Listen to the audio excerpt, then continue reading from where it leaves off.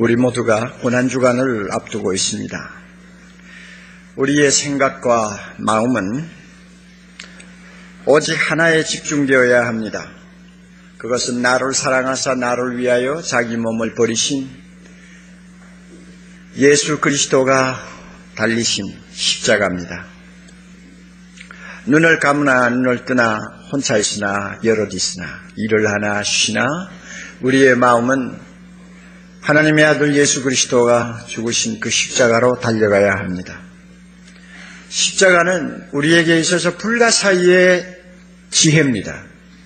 어떻게 하나님의 아들이 이 세상에서 패배를 당하고 십자가에서 사용을 받아 죽을 수 있는지 아무도 우리는 설명하지 못합니다. 십자가는 역설 중에 역설입니다. 어떻게 하나님이 죄인을 대신해서 죽을 수 있다는 말입니까? 누가 그 역설을 우리 마음에 흡족하도록 설명할 수 있다는 것입니까?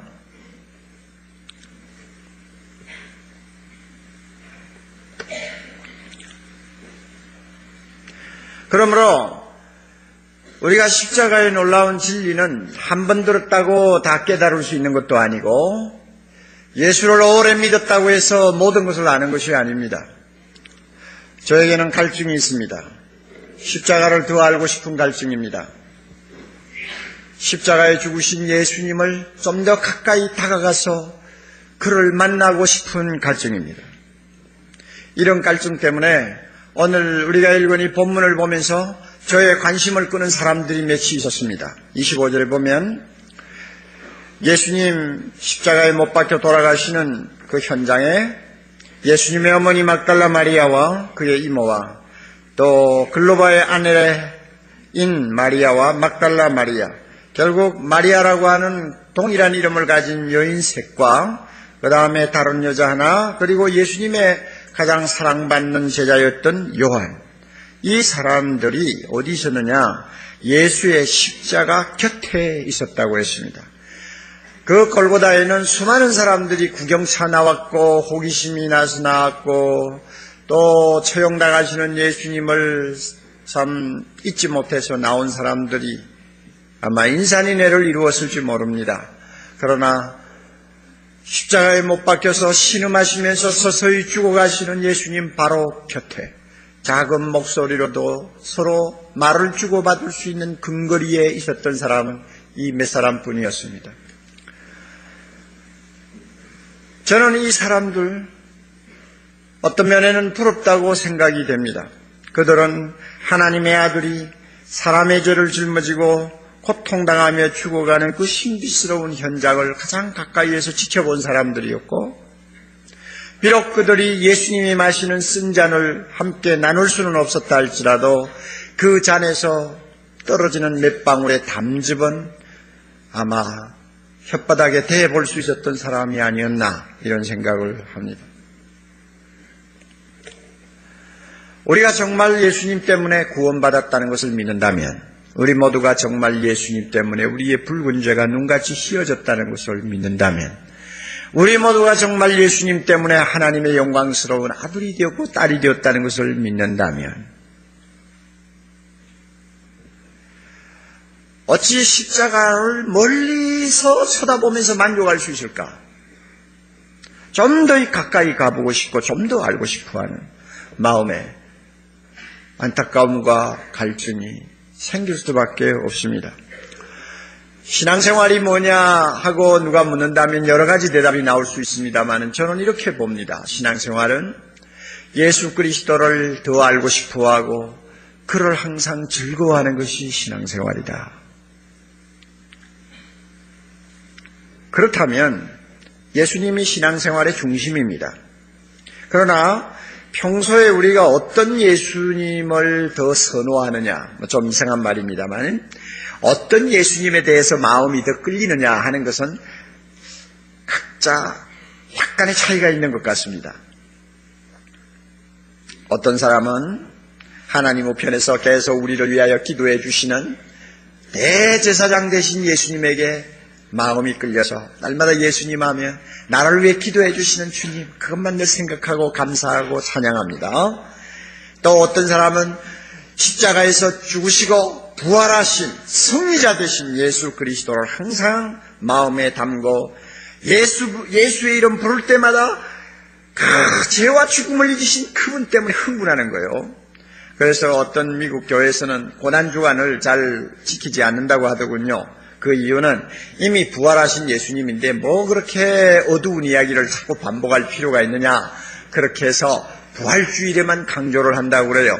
아마 굉장히 낙관적인 신앙을 가르치는 것 같습니다. 한편 제가 자란 어린 시절의 교회는 보면 마치 아직 예수 그리스도의 부활을 믿지 아니하는 사람들처럼 항상 십자가의 주님만을 늘 애도하는 것 같은 그런 분위기를 많이 자아냈습니다. 신앙도 개성이 있습니다. 내가 어떻게 예수를 믿게 되었느냐에 따라서, 또 내가 어떤 은혜를 받았느냐에 따라서 신앙에도 컬러가 있어요. 그래서 어떤 사람은 십자가의 주님에게 더 끌리고, 어떤 사람은 부활의 주님에게 더 끌리고, 어떤 사람은 재림하시는 주님에게 더 끌리고요. 그러나 우리가 이런 것을 문제 삼을 필요는 없습니다. 똑같은 예수님이니까요. 그렇지만 오늘 이 시간 이제 중요한 것, 우리가 꼭 명심해야 될 사실이 하나 있습니다. 예수님의 탄생, 예수님의 죽음, 예수님의 부활, 예수님의 승천, 예수님의 재림이 모두가 다 참 대단한 사건이요, 우리에게 큰 복음이 되는 사건입니다마는 이 가운데서 하나님이 우리에게 값없이 주시는 은혜가 솟아오르는 샘은 어디에 있느냐 하는 것입니다. 모두가 샘이라고도 할 수 있죠. 그러나 하나님의 은혜가 출발하는 샘이 있어요. 은혜에도 샘이 있어요. 모든 은혜는 그 샘에서부터 흐르기 시작합니다. 어디 있느냐? 그것은 십자가에 있습니다. 우리가 이걸 꼭 기억해야 됩니다. 그러므로 십자가를 전제하지 않냐는 예수님의 탄생, 그것은 하나님의 아들의 탄생이 아닙니다. 십자가를 통과하지 않은 예수님의 부활, 그것은 하나님의 아들의 부활이 아니에요. 십자가를 하나의 액세서리처럼 취급하는 예수님의 승천과 재림 이야기, 그것은 사람이 만들어낸 우화에 지나지 않는다고 해도 과언이 아닙니다. 그러므로 예수님의 십자가의 사건은 복음의 핵심이요, 은혜의 샘이요, 모든 은혜는 여기서부터 흘러요. 그러므로 주목해야 됩니다. 그걸 주목해야 돼요. 구약에 보면 에스겔이라고 하는 선지자가 있습니다. 그는 젊은 시절에 바벨론에 끌려가서 포로 생활을 평생 하다가 끝냈는데요. 그가 성령의 특별한 부르심을 받아서 선지자가 되었습니다. 환상 중에 성령이 그를 어디로 인도했느냐 하면 예루살렘에 있는 성전으로 데려갔어요. 성전 안에 들어가서 여기 기웃 저기 기웃하고 돌아가면서 구경을 하는데, 해돋는 동쪽을 향해 있는 성전 문 쪽에 나와서 보니까 문 지방에서 샘이 솟아오릅니다. 아주 맑은 물이 솟아올라요. 왜 얼마나 신기합니까? 그가 그 물길을 따라서 가보았더니 가면 갈수록 물이 자꾸 불어나요. 처음에는 발목까지 차더니 나중에는 무릎까지 올라오고 나중에는 허리까지 차고, 좀 더 가니까 나중에는 헤엄을 치지 않으면 안 되는 큰 강을 이루는 것을 보았습니다. 이건 뭘 가르치는지 아세요? 십자가에서부터 은혜의 샘이 솟아오르기 시작해서 그 은혜의 샘은 부활의 언덕을 넘어서 저 세상 땅끝까지 풍성하게 흐르는, 넘치도록 흐르는 은혜의 강을 상징하는 것입니다. 그러므로 모든 은혜는 십자가로부터 출발합니다. 하나님의 은혜를 사모하는 사람이면 항상 십자가에서 출발해야 합니다. 이 사실을 우리가 꼭 기억해 두어야 합니다. 마태복음, 마가복음, 누가복음, 요한복음을 흔히 복음서라고 말합니다. 예수님의 일대기가 기록된 말씀이에요. 그런데 이 복음서를 우리가 좀 주의해서 보면요, 놀라운 사실 하나가 있습니다. 전체 분량의 3분의 1가량이 예수님의 생애 중 마지막 한 주간, 고난주간, 십자가, 죽음, 거기에 집중이 되어 있다는 사실을 우리가 알 수 있습니다. 네 제자가 다 마찬가지요. 그래서 그 네 제자는 예수님의 생애 가운데서 십자가의 고난을 중심에 두고 다루고 있는 것을 우리가 발견할 수 있습니다. 십자가의 고난과 죽음에 비하면 사복음서에는요, 예수님의 탄생이라든지 부활이라든지 승천 같은 기사는 이상하리만큼 간략하게 다루고 넘어가 버립니다. 그래서 어느 주석가는 이런 말까지 했습니다. 복음서란 뭐냐? 복음서는 예수님의 생애 중 마지막 한 주간에 관한 모든 사건과 말씀을 기록한 연대기요, 그 나머지 모든 부분은 서론에 지나지 않는다, 이런 말까지 했어요. 그만큼 예수님의 고난과 십자가는 중심이에요. 복음의 중심이요, 그것은 은혜의 근원이요, 그리고 셈이 됩니다. 바울도 그가 복음을 이야기할 때에 십자가의 도라는 말로 표현했습니다. 그리고 십자가에 못 박히신 예수님이야말로 하나님의 능력이요 하나님의 지혜라고 그는 소리쳤습니다. 한 걸음 더 나아가서 그는 자기 자신을 고백하기를, 나는 예수 그리스도와 그의 십자가에 못 박히신 것 외에는 아무것도 알지 아니하기로 작정했다, 그렇게 말했습니다. 그렇다고 해서 바울이 부활을 등한히 했다든지 예수님의 승천을 이야기하지 않았다든지 그 말이 아니에요. 다 중요하지만 예수님의 고난과 십자가의 죽음을 모르는 부활은, 그것은 의미가 없다는 이야기입니다. 그만큼 십자가는 복음의 핵심이에요. 지난 2000년을 우리가 돌아보아도 기독교 역사 2000년, 기독교를 상징하는 것은 십자가 형틀입니다. 여기도 이렇게 십자가 형틀을 만들어 놨습니다만, 기독교 하면 십자가, 예수님 하면 십자가, 다 십자가로 통합니다. 초대교회 초창기 때는 십자가를 사용하지 못하도록 했다고 전해지고 있습니다. 예수님이 십자가에 죽으시는 현장을 실제로 목격했던 예수의 제자들이나 그 당시의 사람들의 생각에는 이 십자가는 소름 끼치는 것입니다. 그러므로 십자가의 형태를 만들어가지고 무슨 이야기를 하는 것을 일체 못하게 했대요. 그러나 당대의 사람들이 다 가고 나서, 특히 주후 4세기경 콘스탄틴 대제가 환상 중에 십자가를 본 다음부터는 십자가가 기독교를 상징하는 상징물이 되었고 예술의 소재로 활용이 되었습니다. 지금도 마찬가지 아닙니까? 그러므로 누구든지 예수를 믿는다고 하면서 십자가의 은혜를 진하게 깨닫지 못하고 신앙생활을 한다면 그의 신앙생활에는 누수 현상이 심하다고 우리는 말할 수가 있습니다.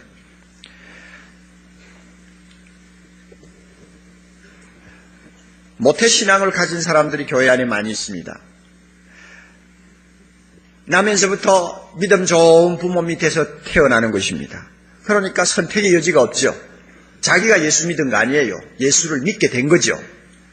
그렇게 해가지고 교회를 다닙니다. 그런데 이 모태신앙을 가진 가정의 자녀들 중에 믿음이 흐리멍덩한 사람들이 적지 않습니다. 모든 것을 자연스럽게 받아들이니까, 그리고 내가 선택한 것이 아니고 타의에 의해서 선택받은 것이니까 그만큼 마음에 강하게 감동이 안 되는 겁니다. 마음에 와 닿지 않는 거예요. 그러니 습관적으로 교회를 다녀요. 썬데이 크리스찬이죠. 교회 와가지고 앉아서 몸에 익은 예배 의식 다 끝내면 또 훌렁 나가고, 그 다음 주일 되면 습관처럼 교회 나오고 이래요. 다른 사람이 다 말씀을 듣고 찬양하며 기도하면서 은혜를 받는데도 눈만 껌뻑껌뻑하고 앉았다 가요. 자, 그런데 이런 사람 하나님이 끝까지 그런 식으로 내버려 두지 않아요. 왜냐하면 배우의 부모님의 기도가 있잖아요. 배우의 부모님의 눈물이 있어요. 그렇기 때문에 어느 계기인가 살아계신 주님이 그를 찾습니다. 그리고 그가 다시 중생받는 거듭나는 체험을 합니다. 우리 교회 안에도 많지요, 그런 분이. 어떤 사람은 30대, 어떤 사람은 50대, 어떤 사람은 60대, 어떤 사람은 죽을 때 예수님을 만나요. 그런데 이와 같이 예수님을 새롭게 만나는 사람들이 고백하는 말을 들으면 이구동성 비슷합니다. 목사님, 저는 지금까지 예수님이 나를 위해 십자가에 죽으셨다고 하는 사실을 저는 몰랐습니다. 알기는 알았죠. 그러나 그것이 나하고 아무 상관이 없는 줄 알았어요. 왜냐하면 그 말을 아무리 들어도 내 마음에 와닿지를 않는데 어떻게 합니까? 그러나 이제는 믿습니다. 하나님의 아들 예수님이 나를 위해 죽으심을 믿습니다. 나는 죄인이라는 것을 믿습니다. 그러면서 눈에 눈물이 핑핑 도는 것을 제가 자주 봅니다. 이게 바로 시작하는 것입니다. 은혜는 십자가로부터 시작하는 거예요. 십자가에서 출발하는 거예요. 여러분은 어떻습니까? 십자가에서 여러분의 신앙은 출발하고 있나요? 그래서 그 십자가에 달리신 하나님의 아들에 대한 관심이 항상 마음에 크게 작용합니까? 좀 더 알고 싶다. 좀 더 십자가 앞으로 가까이 나갔으면 좋겠다.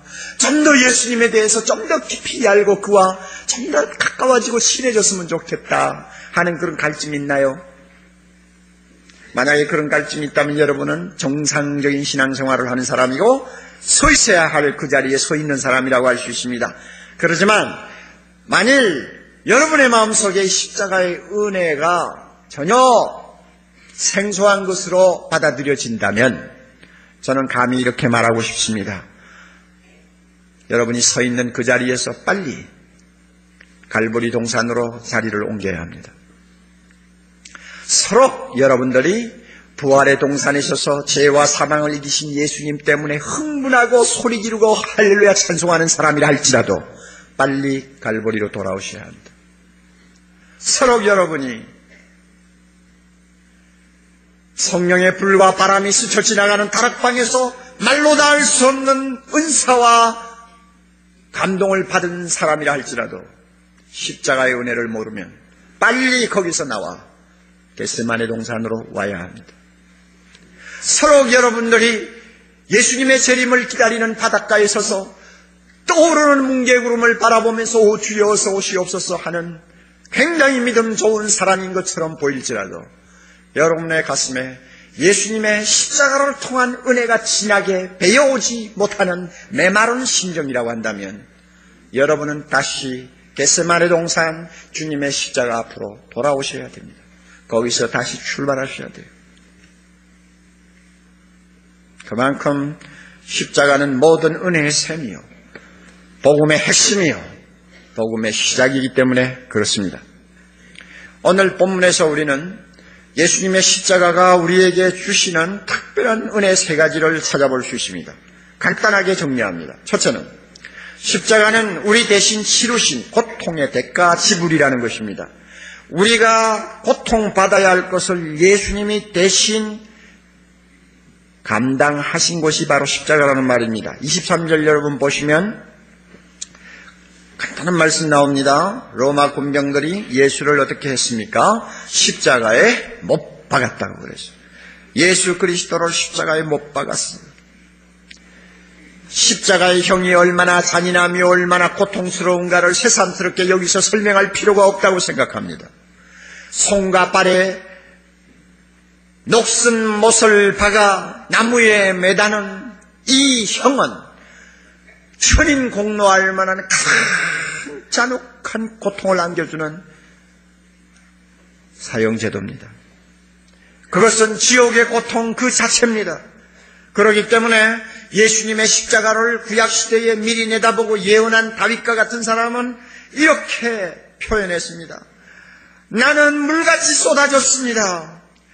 나는 물같이 쏟아졌습니다. 내 모든 뼈는 다 어그러졌습니다.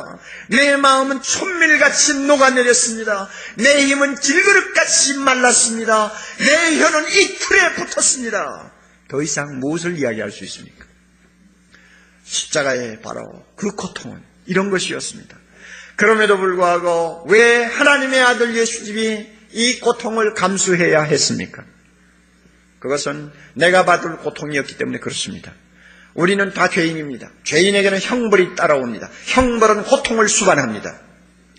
만약 우리의 죄를 그대로 받는다면 하나님이 주시는 형벌을 피할 수 없고 그 형벌에는 무서운 지옥의 고통이 따라옵니다. 그러므로 그 고통을 주님이 대신 짊어져 주신 것입니다. 이사야는 예수 그리스도가 우리의 고통을 짊어지실 훗날을 내다보면서 이사야 53장 5절에 이렇게 그는 아름다운 시로 예언했습니다. 그가 찔림은 예수 그리스도가 십자가에서 찔림은 우리의 허물을 인하며 그가 상함은 우리의 죄악을 인함이라.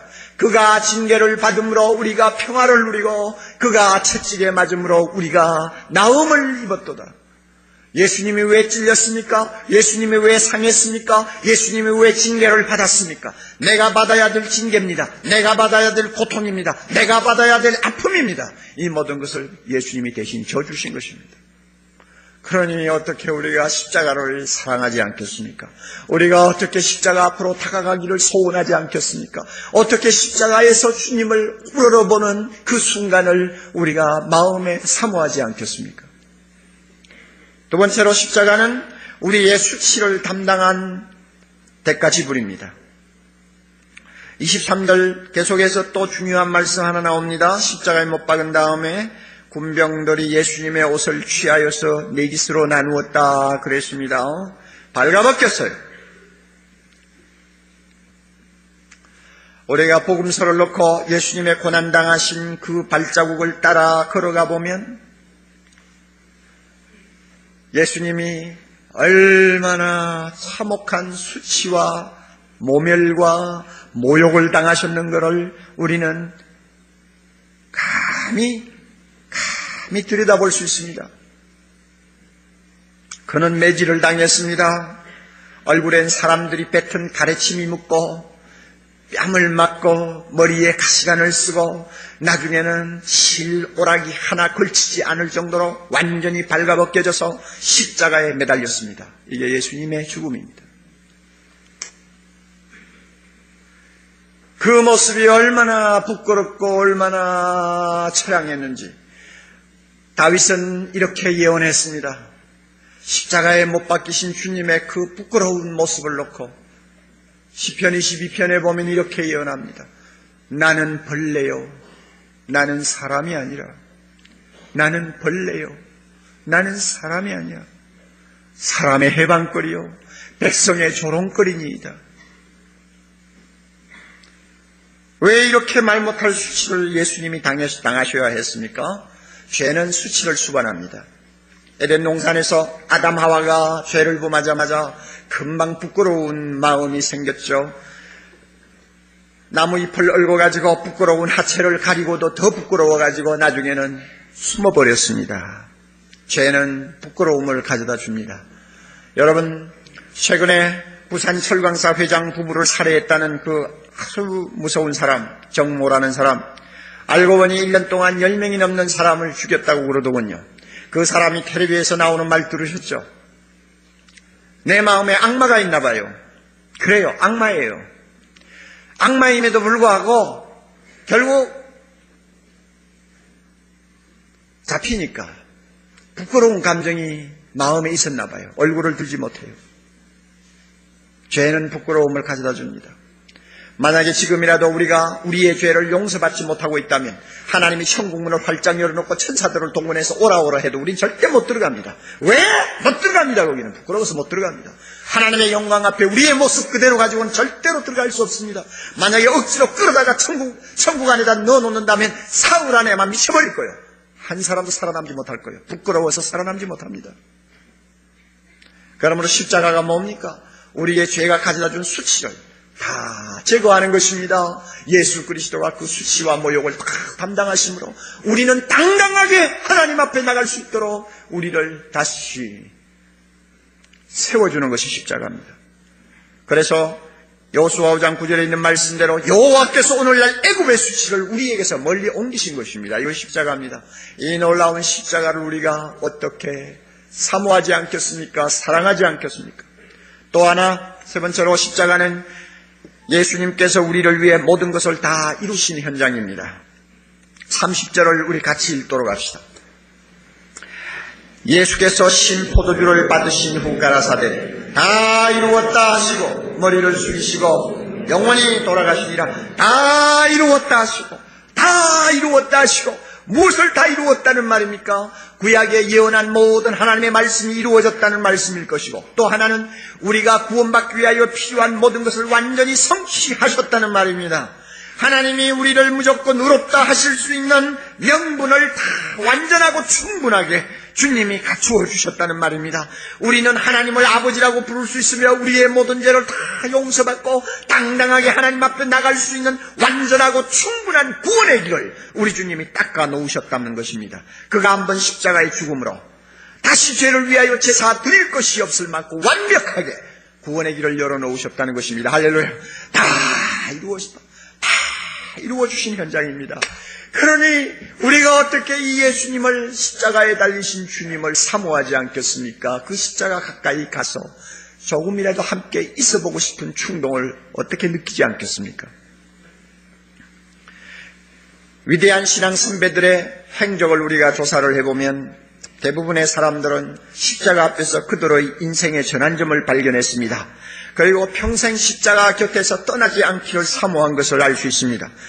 우리가 잘 아는 맹인, 한평생 맹인으로 살았지만 영감이 넘치는 찬송가를 많이 남겨서 지금도 국경과 시대를 초월해서 많은 사람들의 가슴을 감동시키는 찬송작가 페니 크로스비가 쓴 496장에 이런 가사가 있습니다. 십자가로 가까이 나를 이끄시고 거기 흘린 보혈로 정케하옵소서. 참 영어의 원문의 뜻을 충분히 우리가 전달할 수가 없는 한국말의 한계성 때문에 참 안타깝습니다만 원문에는 이런 것입니다. 십자가로 가까이 나를 이끄소서. 거기에 값없이 주시는 보배로운 샘, 갈보리 산으로부터 흐르는 치유의 시내가 있나이다. 십자가에 가까이 의지하고 서서 계속 천국 가도록 항상 머물겠네.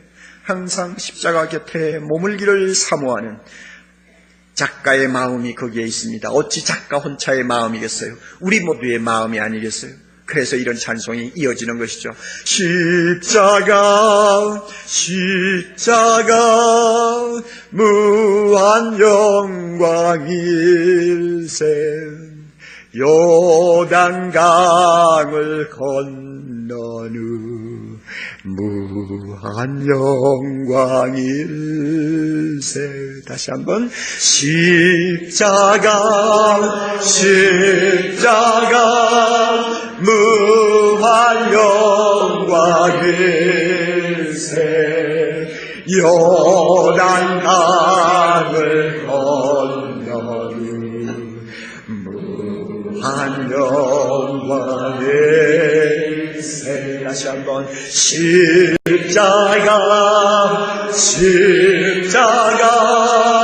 무한 영광일세.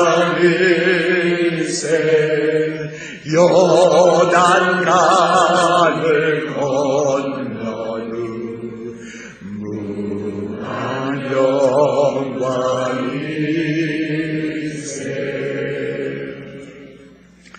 오늘 우리 중에 왜 내가 구원을 받아야 하는지, 내가 왜 죄인이라고 하는지 마음에 와 닿지 않아서 잘 깨닫지 못하는 분 행여나 계시나요? 여러분, 하나님의 말씀을 펴놓고 십자가의 길을 한번 따라가 보십시오. 하나님의 아들 죄 없는 분이 양발 양손에 못이 박혀 피 흘리며 신음하고 있는 그 갈보리 언덕으로 한번 올라가 보십시오. 그리고 조용히 그분의 얼굴을 우러러보세요. 당신이 왜 구원받아야 할 사람인지 해답을 얻을 것입니다.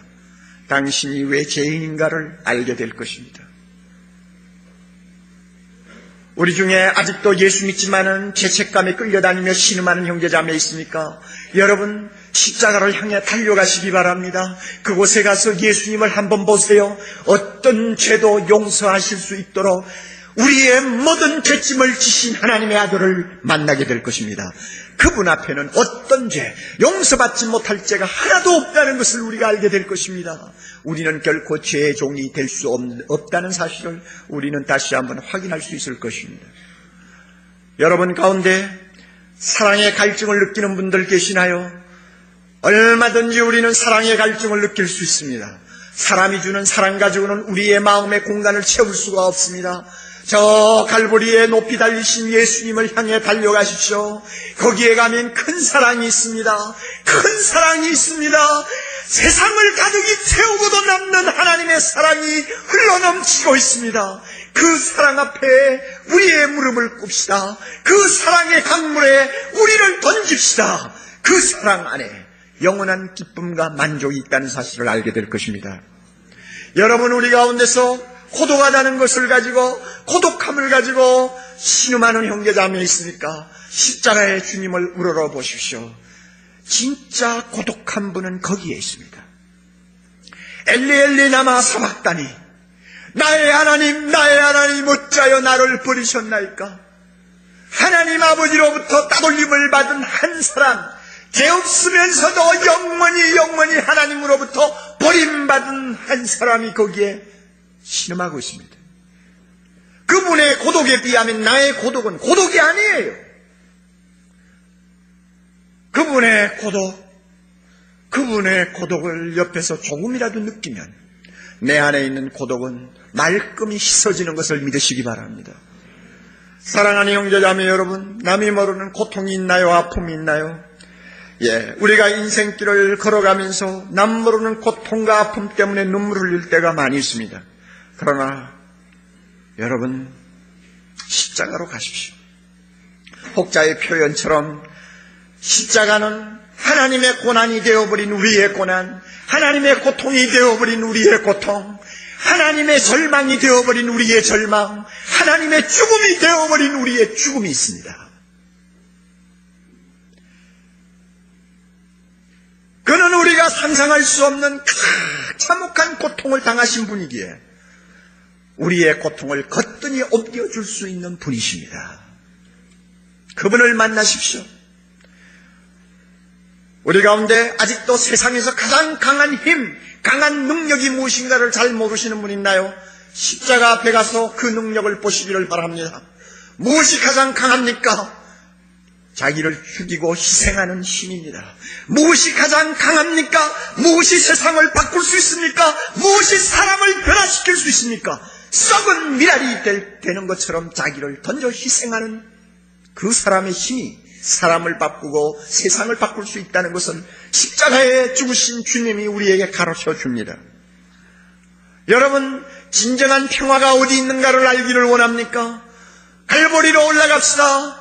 예수님이 핏자국을 남기면서 걸어가셨던 그 길을 따라갑시다.